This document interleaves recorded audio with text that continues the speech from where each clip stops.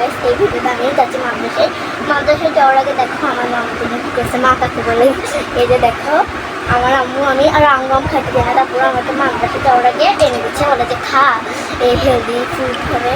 তো গাইস এই যে আম দেখো, আমি রঙ্গম খাই না, আমি খালি রুপালি আমি খাই, তারপরে আমাকে আমার আম্মা এনেছি জোর করে, তো খাওয়া তো লাগবেই যেহেতু এনে দিচ্ছে। গাইস আমি তো তোমাদেরকে আর মুখ খুলে দেখাতে পারবো না, সো আমি এখন খেতে থাকি, তোমরা ততক্ষণে বাই টাটা বাই বাই আসসালামু আলাইকুম। আর গাইস দেখো এই রিংটা আমাকে আমার ভাই কিনে দিচ্ছে, এই যেটা কেমন সেটা আমি করবা চলছে টাটা বাই বাই আসসালামু আলাইকুম, আল্লাহ হাফেজ, টেক কেয়ার।